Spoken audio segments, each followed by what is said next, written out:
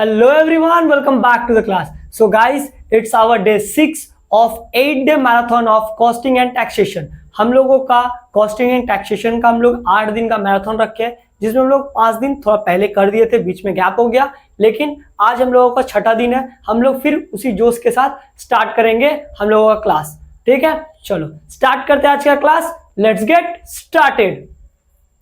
So start करते हैं हम लोग का class, tax structure in India. आज का हम लोगों का टॉपिक है इंडिया का टैक्स स्ट्रक्चर कैसा है। इंडिया का टैक्स स्ट्रक्चर कैसा है? तो भैया बोला जा रहा है कि वर्ल्ड में जितना भी डेवलप्ड कंट्री है, वर्ल्ड में जितना भी डेवलप्ड कंट्री है, सबका टैक्सेशन बहुत ही डाइवर्सिफाइड है, बहुत ही डेवलप्ड है। उसी तरह हम लोगों का इंडिया का भी जो टैक्स कलेक्शन और टैक्स लेवी करने का सिस्टम है, बहुत ही ज्यादा डेवलप्ड है, बहुत ही ज्यादा डाइवर्सिफाइड है। टैक्स स्ट्रक्चर, इंडिया का टैक्स स्ट्रक्चर को दो भागों में डिवाइड किया गया है। इंडिया का टैक्स स्ट्रक्चर को या फिर टैक्स कलेक्शन को दो भागों में डिवाइड किया गया है। एक को हम लोग बोलते हैं डायरेक्ट टैक्स, एक को हम लोग क्या बोलते हैं? Direct tax. एक को बोलते हैं इनडायरेक्ट टैक्स, इनडायरेक्ट टैक्स। एक को बोला जा रहा है डायरेक्ट टैक्स, एक को बोला जा रहा है इनडायरेक्ट टैक्स। अब ये डायरेक्ट टैक्स और इनडायरेक्ट टैक्स में क्या डिफरेंस है वो समझना भैया। यहां दो वर्ड आता है, एक आता है इंसिडेंस और इंपैक्ट। Incidence and impact. बोला जा रहा है जो टैक्सेशन सिस्टम में, जिस टैक्सेशन सिस्टम में ये इंसिडेंस और इंपैक्ट एक ही सेम पर्सन पे फॉल करे, सेम पर्सन पे फॉल करें, उसको हम लोग डायरेक्ट टैक्स बोलेंगे। क्या बोले हम अभी, ध्यान से समझना। लेट से मिस्टर एक्स एक इंसान है, मिस्टर एक्स एक इंसान है, वो ना सैलरीड पर्सन है, वो सैलरी से पैसा कमाता है। ठीक है, वो सैलरी से पैसा कमा रहा है। तो मिस्टर एक्स जो सैलरी से पैसा कमा रहा है, तो टैक्स किसको भर रहा है? मिस्टर एक्स को भरना है भैया, क्योंकि वो कमा रहा है, वो कमाएगा तो टैक्स तो उसको देना है। अच्छा, एक्स को टैक्स देना है, देगा कौन गवर्नमेंट को टैक्स? एक्स ही देगा। ये कैसा क्वेश्चन पूछे, समझो पहले क्या बोले। एक्स को सैलरी मिल रहा है, मतलब ही इज लाइबल टू पे टैक्स, वो टैक्स को पे करने के लिए लाइबल है। अच्छा, पे कौन करेगा? भैया एक्स ही पे करेगा, बिकॉज वो कमा रहा है तो वही पे करेगा। तो कमा भी वही रहा है, पे भी वही कर रहा है, मतलब लाइबल भी वही है और पे भी वही कर रहा है। तो इस तरह में जहां पे इंसिडेंस एंड इंपैक्ट दोनों एक ही इंसान पे फॉल कर रहा है। अच्छा, इंपैक्ट का मतलब जो पे कर रहा है गवर्नमेंट को, जो पे कर रहा है गवर्नमेंट को, और इंसिडेंस का मतलब जिस पे बर्डन आ रहा है, जिस पे बर्डन आ रहा है, जो टैक्स के लिए लाइबल है। तो टैक्स के लिए यहां पे लाइबल कौन है? एक्स, लेकिन पे कौन कर रहा है? एक्स ही पे कर रहा है। इसीलिए इंसिडेंस एंड इंपैक्ट दोनों सेम पर्सन पे आता है। इनडायरेक्ट टैक्स में क्या होता है? ये दोनों इंसिडेंस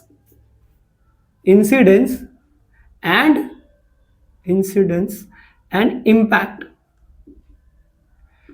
ये अलग अलग दोनों डिफरेंट पर्सन पे आता है, डिफरेंट पर्सन पे आता है।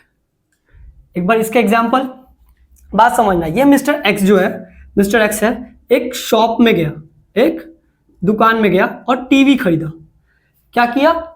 पहले तो वो कमाया, सैलरी से जो कमाया, तो सैलरी कमाया, सैलरी पे वो टैक्स दे रहा है, वो लाइबल भी वही है, पे भी वही टैक्स कर रहा है। तो इस तरह का टैक्स को हम लोग क्या बोले? डायरेक्ट टैक्स बोले। अब समझो, वो टीवी खरीदने गया, तो जब वो टीवी खरीदा तो टीवी के ऊपर उसको जीएसटी देना पड़ा। आगे हम लोग पढ़ेंगे, GST is one type of tax. ठीक है, तो टीवी पे जो जीएसटी दे रहा है, वो जीएसटी पे किसको कर रहा है? शॉपकीपर को। शॉप में जाके शॉपकीपर को पे कर रहा है, और शॉपकीपर जाके गवर्नमेंट को पे करेगा। ठीक है, शॉपकीपर किसको पे करेगा? गवर्नमेंट को। तो गवर्नमेंट के लिए टैक्स, गवर्नमेंट को टैक्स देने के लिए लाइबल कौन है? शॉपकीपर लाइबल है भैया।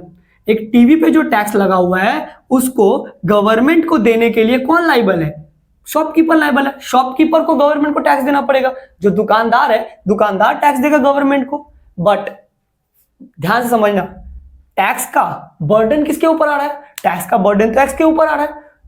शॉपकीपर अपने पॉकेट से थोड़ी पैसा दे रहा है, पैसा कौन दे रहा है? एक्स दे रहा है। एक्स शॉपकीपर को दे रहा है, शॉपकीपर गवर्नमेंट को दे रहा है। तो बेसिकली हम लोग बोल सकते हैं shopkeeper is a middle man of x and government, जो एक्स से कलेक्ट करता है टैक्स और गवर्नमेंट को पे करता है। एक्स शॉपकीपर क्या कर रहा है? एक्स से टैक्स को कलेक्ट कर रहा है और गवर्नमेंट को पे कर रहा है। तो यहां पे इंपैक्ट, जो टैक्स का इंपैक्ट है वो किस पे आया? शॉपकीपर पे आया। Shopkeeper is liable to pay the tax to the government. Shopkeeper जो है वो लाइबल है टैक्स को पे करने, गवर्नमेंट को पे करने के लिए। बट बर्डन किस पे आ रहा है? टैक्स दे कौन रहा है? फाइनल बर्डन किस पे है? एक्स पे। तो इंसिडेंस किस पे फॉल कर रहा है? एक्स पे। तो इंसिडेंस एक्स पे फॉल कर रहा है, इंपैक्ट किस पे फॉल कर रहा है? शॉपकीपर पे। इंपैक्ट शॉपकीपर पे, इंसिडेंस किस पे? एक्स पे। मतलब एक्स फाइनली पेमेंट कर रहा है, लेकिन एक्स किसको दे रहा है? शॉपकीपर को। शॉपकीपर किसको दे रहा है? गवर्नमेंट को। I think incidence and impact समझ में आ गया। डायरेक्ट टैक्स के अंदर इंसिडेंस एंड इंपैक्ट एक ही इंसान पे पड़ता है, इनडायरेक्ट टैक्स में इंसिडेंस एंड इंपैक्ट अलग अलग इंसान पे पड़ता है। डन है? अच्छा, बात समझना, यहां पे दो ही इंसान इन्वॉल्व होता है, यहां पे दो पर्सन इन्वॉल्व होता है। डायरेक्ट टैक्स में दो पर्सन, कौन कौन? एक जो पेमेंट कर रहा है और एक गवर्नमेंट, है ना। दो पर्सन ही इन्वॉल्व है, एक जो पेमेंट कर रहा है, जो लाइबल है, जो पेमेंट कर रहा है, और दूसरा गवर्नमेंट। इसमें तीन पर्सन इन्वॉल्व होता है ना। जैसे इस केस में एक्स है, शॉपकीपर है, गवर्नमेंट है ना। तो इसमें तीन पार्टी इन्वॉल्व होगा। इसमें टू पार्टीज, यहां पर्सन नहीं पार्टीज लिख दो, टू पार्टीज इन्वॉल्व है। इसमें दो पार्टीज इन्वॉल्व है, एक तो पर्सन जो पे कर रहा है, किसको पे कर रहा है? गवर्नमेंट को। तो दो पार्टी इन्वॉल्व है। इसमें तीन पार्टी, इनडायरेक्ट टैक्स में तीन पार्टी, एक जो पे कर रहा है, एक जिसके हाथों में दे रहा है, जो फाइनली गवर्नमेंट को दे रहा है, तो गवर्नमेंट के पास जा रहा है। तीन पार्टी इन्वॉल्व रहता है, ठीक है। चलो, अच्छा, डायरेक्ट टैक्स, जिसपे डायरेक्ट टैक्स डायरेक्टली पे किया जाता है to the government, directly pay किया जाता है टू द गवर्नमेंट। अगर तुम्हारे ऊपर डायरेक्ट टैक्स लगाया गया है तो यू आर लाइबल टू पे इन डायरेक्ट टैक्स, तो तुमको डायरेक्टली गवर्नमेंट को पे करना पड़ेगा। और अगर तुम्हारे ऊपर कोई इनडायरेक्ट टैक्सेशन है तो तुम गवर्नमेंट को जाके पे नहीं करोगे, तुम जहां से भी सामान खरीदे या बेचे हो वहां पे हम लोग टैक्स कलेक्ट करते हैं या फिर गवर्नमेंट को वहां से देते हैं। तो इनडायरेक्ट टैक्स क्या हो गया? इनडायरेक्ट टैक्स के अंदर डायरेक्टली पेमेंट नहीं होता है, इनडायरेक्ट टैक्स के अंदर इनडायरेक्टली पेमेंट होता है, ठीक है। बात समझ में आया? अगर हम लोग परचेज ही नहीं करेंगे, अगर हम लोग परचेज नहीं करेंगे तो हम लोगों को टैक्स नहीं देना पड़ेगा। बात समझो, अगर यहां पे एक्स टीवी को खरीदता ही नहीं है, यहां पे डायरेक्टली में अगर वो सैलरीड पर्सन है, सैलरी मिला उसको टैक्स देना पड़ेगा, सैलरी मिला उसको टैक्स देना पड़ेगा। बट यहां पे वो टीवी खरीदेगा ही नहीं, अगर वो टीवी खरीदेगा ही नहीं तो उसको फिर टैक्स देने का जरूरत नहीं है। तो बोल रहा है अगर यहां पे परचेज होता है तभी हम लोगों को इनडायरेक्ट टैक्स पे करना है, अगर परचेज नहीं होता है तो हम लोगों को नहीं करना है। तो जब हम लोग परचेज करेंगे तब हम लोग टैक्स देंगे, अगर परचेज नहीं करेंगे तो नहीं देना पड़ेगा, ठीक है। तो ये था डायरेक्ट टैक्स और इनडायरेक्ट टैक्स। अब समझो थोड़ा, डायरेक्ट टैक्स का एक एग्जाम्पल होता है इनकम टैक्स। इनकम टैक्स, अब ध्यान से समझना, डायरेक्ट टैक्स के अंदर पहले बहुत सारा टैक्स था, वेल्थ टैक्स, प्रोफेशनल टैक्स, बहुत सारा टैक्स था। बट सबको हटा दिया गया, सबको एबोलिस्ट कर दिया गया, सब अब खत्म हो चुका है। सिर्फ एक ही टैक्स आता है, इनकम टैक्स।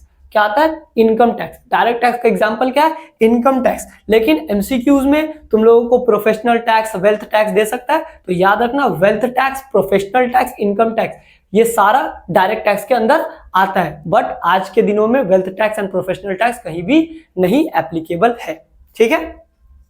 इनकम टैक्स और इनडायरेक्ट टैक्सेशन के अंदर आता है जीएसटी। जीएसटी नाम तो बहुत सुना होगा, एक्साइज,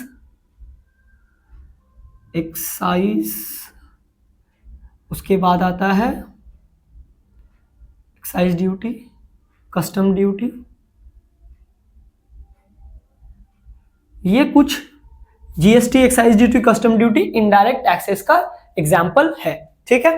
तो हम लोग एक एक करके पढ़ते हैं। Income tax, income tax, income tax act के द्वारा हम लोगों को पढ़ना पड़ेगा, इनकम टैक्स एक्ट के द्वारा। ठीक है, तो याद रखना इनकम टैक्स हम लोग कहां पढ़ेंगे, इनकम टैक्स एक्ट में। हम लोग किसके रेफरेंस से पढ़ेंगे इनकम टैक्स, किसके रेफरेंस से हम लोग इनकम टैक्स पे करेंगे, इनकम टैक्स एक्ट के रेफरेंस से। तो हर एक्ट के सेक्शन 1 में, हर एक्ट के सेक्शन 1, हर एक्ट जो भी एक्ट बनता है उसका सेक्शन 1 ना 3 बातों को बोलता है, 3 बातों को बोलता है, टाइटल, एप्लीकेबिलिटी एंड कमेंसमेंट। क्या बोले भैया तीनों, थोड़ा बताइए। टाइटल मतलब शॉर्ट टाइटल यहां होता है। जो भी सेक्शन 1 है, कोई भी एक्ट को उठा लो, कोई भी एक्ट को, उसका सेक्शन 1 होगा वो 3 बातों को बोलेगा, शॉर्ट टाइटल, एप्लीकेबिलिटी और कमेंसमेंट। उसको हम लोग शॉर्ट में क्या बोलेंगे, वो कहां कहां एप्लीकेबल है और वो कब स्टार्ट हुआ। ठीक है, तो इनकम टैक्स एक्ट का शॉर्ट टाइटल बोला जाता है इनकम टैक्स एक्ट 1961। तो इनकम टैक्स एक्ट के अंदर सेक्शन 1 के अंदर शॉर्ट टाइटल दिया गया है, इसको हम लोग इनकम टैक्स एक्ट 1961 के नाम से जान सकते हैं। ठीक है, याद रहेगा, इनकम टैक्स एक्ट 1961 के नाम से जान सकते हैं।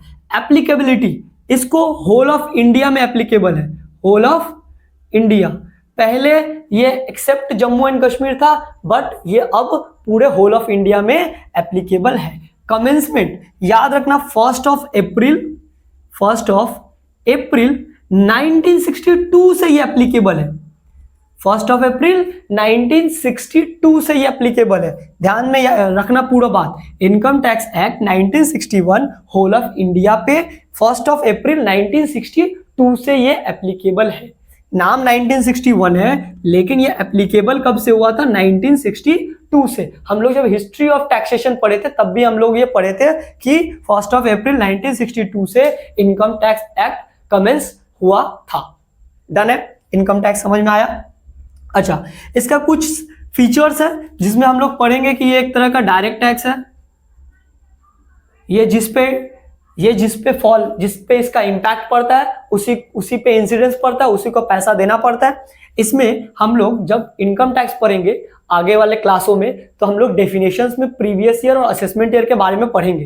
ठीक है, तो अभी ज्यादा लोड नहीं लेना है, बस याद रखना हम लोग प्रीवियस ईयर का इनकम पे असेसमेंट ईयर में टैक्स भरते हैं, बस ये याद रखना।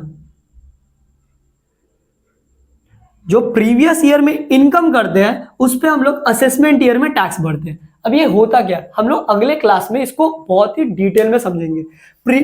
याद रखना बस, प्रीवियस ईयर के इनकम पे हम लोग असेसमेंट ईयर में टैक्स भरते हैं। डन। ये डायरेक्ट टैक्स है, इसका इंपैक्ट और इंसिडेंस एक ही पर्सन पे फॉल करता है। ये प्रीवियस ईयर पे जो इनकम होता है उसको हम लोग असेसमेंट ईयर में टैक्स भरते हैं। याद रखना टैक्स का जो रेट होगा, रेट ऑफ टैक्सेस, वो हर साल फाइनेंस एक्ट के अंदर, हर साल फाइनेंस एक्ट के तहत हम लोगों को बजट निकलता है, उस बजट के अंदर हम लोगों को रेट ऑफ टैक्सेस बताया जाता है। ठीक है, और कंप्यूटेशन, और ये जो इनकम टैक्स है उस पे हम लोगों को टैक्स जो देना होगा वो टोटल इनकम पे देना होता है। किस पे देना होता है, टोटल इनकम। तो ये भैया टोटल इनकम क्या है, ये भी हम लोग आगे पढ़ेंगे, डेफिनेशन में इसको बहुत ही अच्छे से समझेंगे। तो हम लोग याद रखना जो टोटल इनकम का कंप्यूटेशन करेंगे, टोटल इनकम का कंप्यूटेशन करने के बाद जो टोटल इनकम आएगा उसको एप्लीकेबल जो टैक्स रेट होगा, जो फाइनेंस एक्ट में हम लोगों को बताया गया है, उसके अनुसार हम लोग टैक्स भरेंगे। ठीक है, एक बार छोटा सा रिकैप कर लो। इनकम टैक्स एक्ट, ये जो बहुत ज्यादा जरूरी है, इसको एक बार अच्छे से रिकैप करो। इनकम टैक्स एक्ट जो है वो सेक्शन 1 में, इनकम टैक्स एक्ट के सेक्शन 1 में 3 चीजों के बारे में बोलता है, short title, applicability, commencement. Short title में बोला जाता है, इसका नाम है इनकम टैक्स एक्ट 1961। एप्लीकेबिलिटी, ये होल ऑफ इंडिया में एप्लीकेबल है। कमेंसमेंट 1 अप्रैल 1962 से ये हम लोगों को कमेंस हो गया था, यहां से स्टार्ट हो गया था, इनटू द फोर्स आ गया था। ठीक है, इसका कुछ फीचर्स है, ये डायरेक्ट टैक्स होता है, मतलब इसका इंसिडेंस और इम्पैक्ट एक ही इंसान पे फॉल करता है। ये प्रीवियस ईयर में जो हम लोग इनकम करते हैं उसका असेसमेंट ईयर में हम लोग टैक्स भरते हैं। रेट ऑफ टैक्सेस, भैया जो रेट, किस रेट पे हम लोगों को टैक्स देना है वो फाइनेंस एक्ट, हर साल फाइनेंस एक्ट के तहत हम लोगों को बता दिया जाता है। कंप्यूटेशन ऑफ टोटल इनकम, हम लोग पहले टोटल इनकम को कंप्यूट करेंगे, फिर जो एप्लीकेबल रेट होगा उसको उस पर हम लोग टैक्स भरेंगे। ठीक है, ये था पूरा इनकम टैक्स। हम लोगों को क्लास 11 में इससे ज्यादा इनकम टैक्स में अभी के लिए कुछ नहीं जानना है। ठीक है, इतना जान गए बस, इनफ है। ठीक है, अब इसके बाद हम लोग जीएसटी के बारे में जानेंगे, इसके बाद हम लोग इनडायरेक्ट टैक्स जीएसटी के बारे में जानेंगे। आगे हम लोगों का इनडायरेक्ट टैक्स में जो हम लोगों का एग्जाम्पल पढ़े उसमें हम लोग पढ़े जीएसटी। क्या पढ़े? जीएसटी। जीएसटी का फुल फॉर्म होता है goods and service tax, goods and service tax.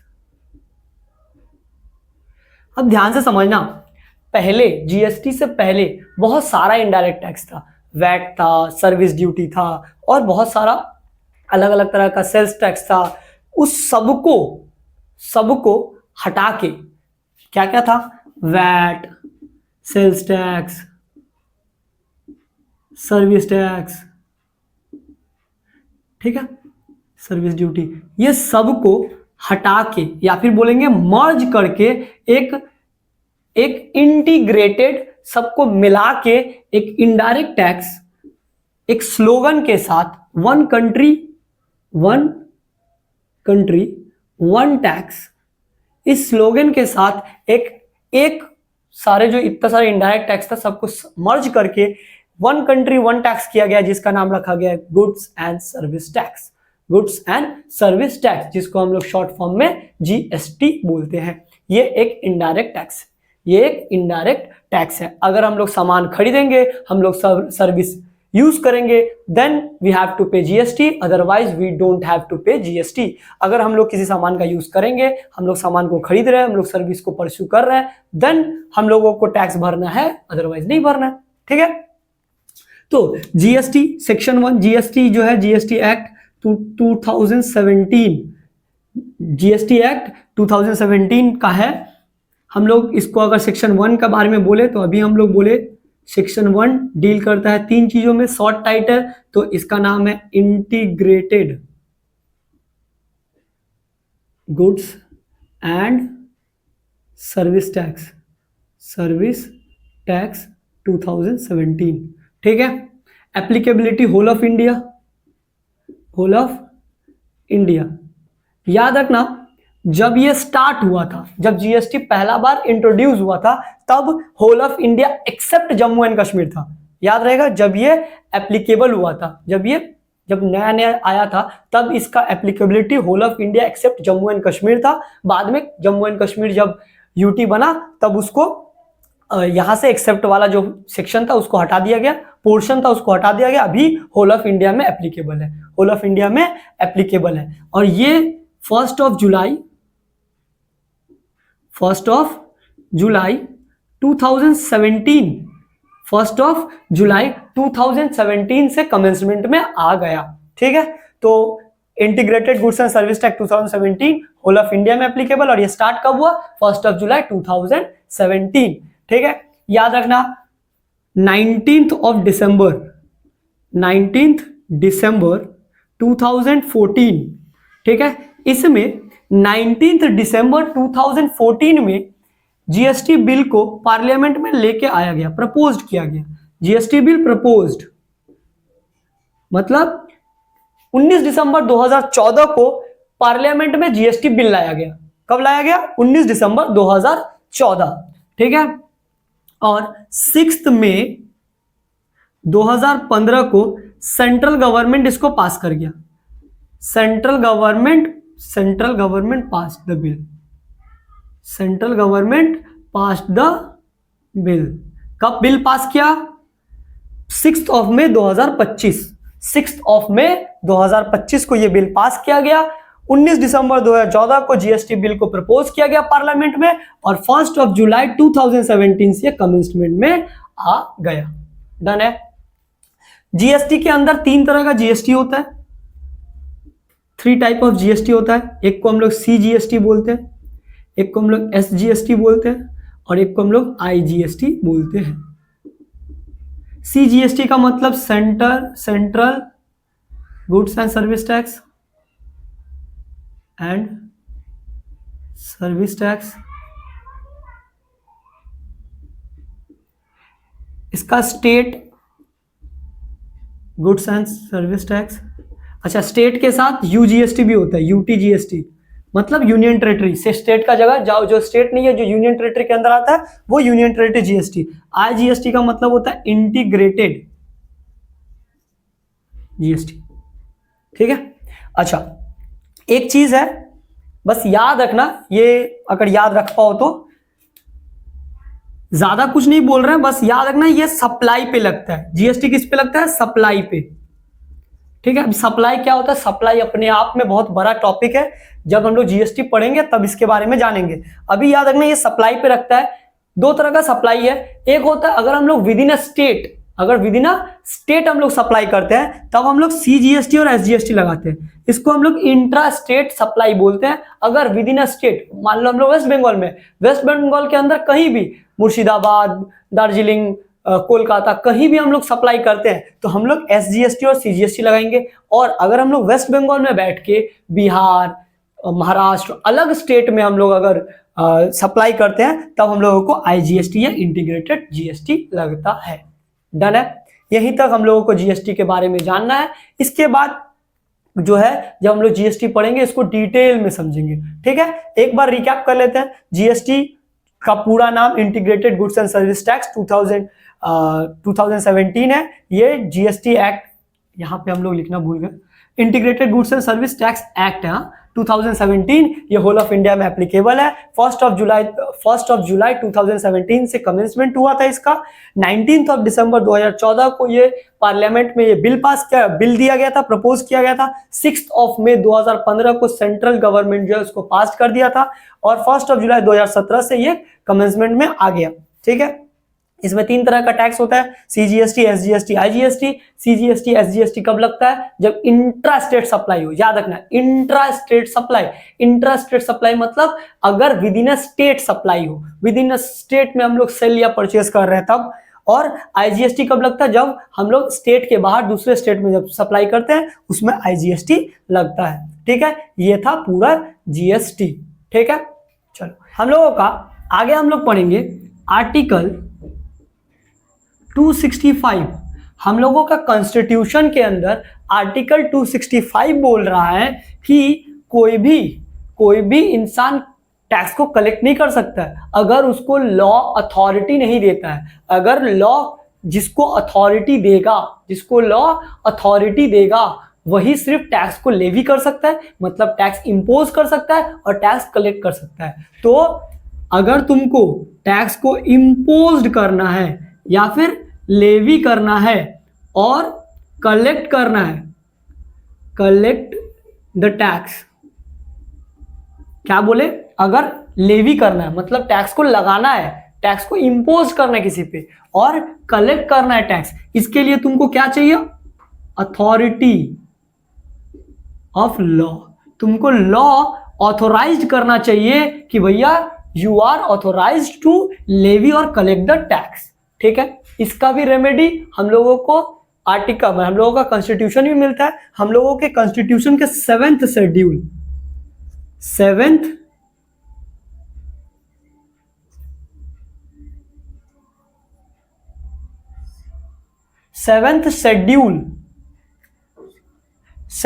Schedule के अनुसार हम लोगों को बोला यार 3 लिस्ट दिया गया, लिस्ट 1, 2, 3।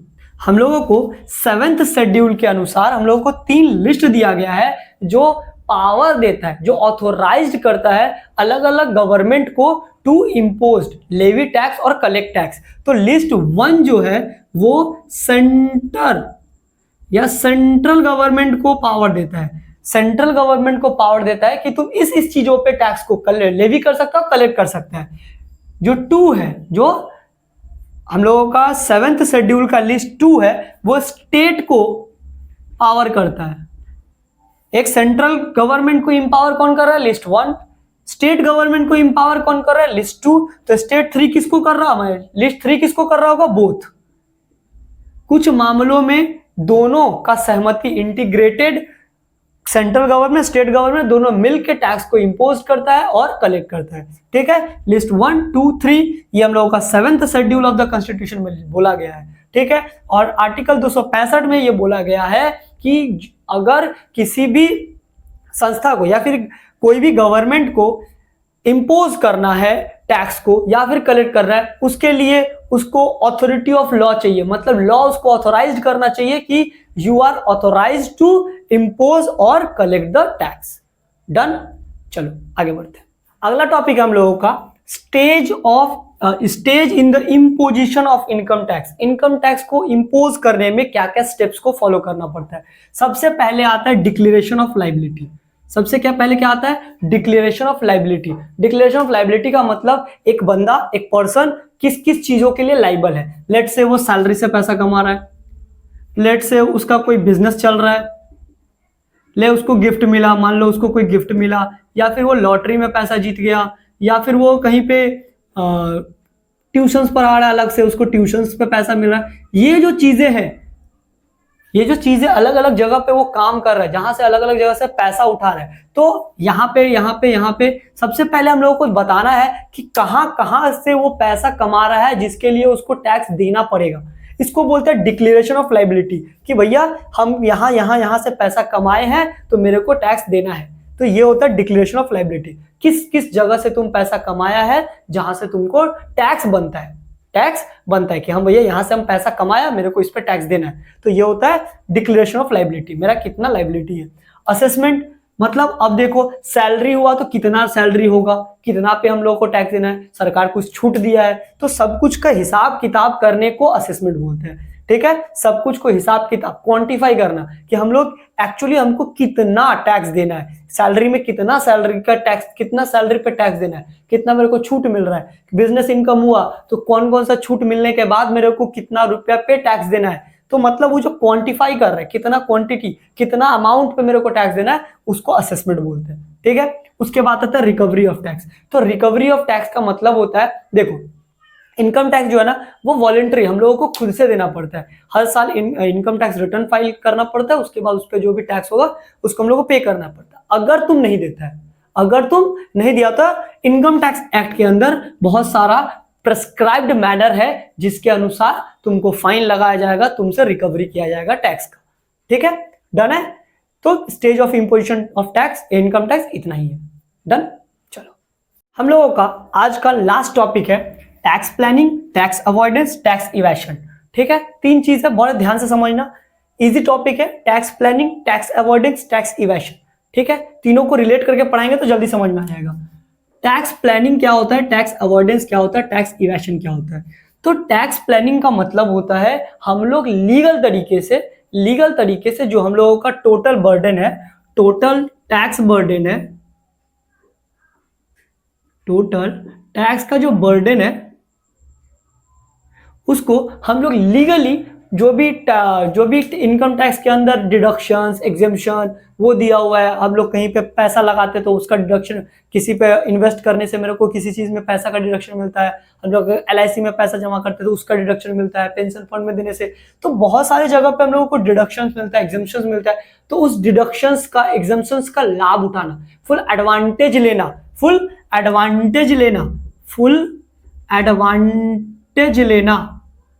ऑफ लॉ या इनकम टैक्स का जो लॉ है, फुल एडवांटेज ऑफ लॉ में जितना भी डिडक्शंस, एग्जेम्पशंस दिया हुआ उसका फुल एडवांटेज उठाना लीगल तरीके से, उसको हम लोग टैक्स प्लानिंग बोलते हैं। और टैक्स प्लानिंग के लिए हम लोगों को नॉलेज चाहिए होता है टैक्स का, नॉलेज इज रिक्वायर्ड। बिना डीप नॉलेज हुए, बिना इनकम टैक्स का डीप नॉलेज हुए तुम टैक्स प्लानिंग तो कर ही नहीं सकता है। टैक्स प्लानिंग के लिए तुमको पूरा टैक्स अच्छे से समझ में आना चाहिए, तभी हम लोग उसका जो भी एडवांटेजेस है फुल ले सकते हैं।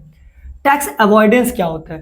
टैक्स अवॉइडेंस होता है सेम, ये भी लीगल होता है, ये भी लीगल होता है। टैक्स अवॉइडेंस में क्या होता है, इनकम टैक्स के अंदर कुछ लूप होल्स होता है, मतलब कुछ हो सकता है गड़बड़ी है जिसका तुम एडवांटेज उठा सकता है। इसका लूप होल्स का एडवांटेज ऑफ लूप होल्स जो होता है, जो लूप होल्स मतलब कुछ भी मान लो गड़बड़ है टैक्स के अंदर, जो तुमको लगता है तुम यहां से टैक्स बचा सकता है, ये भी लीगल है, तुम लीगल तरीके से कर रहे हैं। वो इनकम टैक्स के अंदर कुछ गलती हो गया, हम उससे तुम बच के उस लूप होल को निकाल के तुम वहां से अपना टैक्स बचा ले रहा है, तो उसको हम लोग टैक्स अवॉइडेंस बोलते हैं। उसको हम लोग क्या बोलते हैं? Tax avoidance. ठीक है, अब आता है टैक्स इवेशन। टैक्स इवेशन क्या बोलता है? इलीगल है। ये क्या है? इलीगल है भैया, सीधा बात। हम लोग अपना लॉस ज्यादा दिखा देंगे, हम लोग इनकम को छुपा लेंगे, है ना, हम लोग इनकम को छुपा लेंगे, बोलेंगे मेरा इनकम ही नहीं हुआ है, मेरा यहाँ से पैसा ही नहीं आया है। मतलब हम लोग यहाँ से क्या कर रहे हैं? इलीगल तरीके से हम लोग अपना टैक्स को बचा रहे हैं, या फिर टैक्स नहीं दे रहे हैं। हम लोग का जो इनकम पे टैक्स देना चाहिए उसको हम लोग इलीगल तरीके से झूठ बोल के हम लोग क्या कर रहे हैं? बिना लॉ को, जो हम लोग का लॉ है उसको हम लोग सरपास कर जा रहे हैं, उसको हम लोग पूरा डिस्क्लोज नहीं कर रहे हैं अपना अमाउंट को, और हम लोग कम टैक्स देते हैं या टैक्स देते ही नहीं है, उसको हम लोग टैक्स इवेशन बोलते हैं। Done. Tax planning, tax avoidance, tax evasion, थोड़ा छोटा सा टॉपिक है, इजी है, समझ गए होगे। टैक्स प्लानिंग का मतलब हम लोग लीगल तरीके से टैक्स का प्लानिंग करते हैं, जो भी एग्जेम्पशंस है, जो भी डिडक्शंस है, उसका बहुत अच्छे से उपयोग करते हैं, उसको टैक्स प्लानिंग बोलते हैं। टैक्स अवॉइडेंस में हम लोग, ये भी लीगल होता है।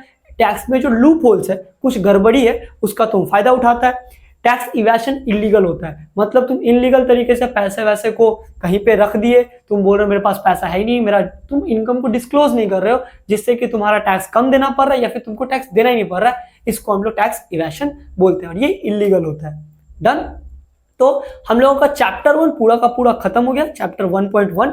इसके बाद हम लोग अगले दिन हम लोग कुछ डेफिनेशंस पढ़ेंगे इनकम टैक्स का, और हम लोग देखेंगे कि टोटल इनकम का पार्ट कौन कौन सा इनकम नहीं होता है। ठीक है, तो कल के क्लास में जुड़े रहना, मिलते अगले वीडियो में, तब तक के लिए बाय बाय।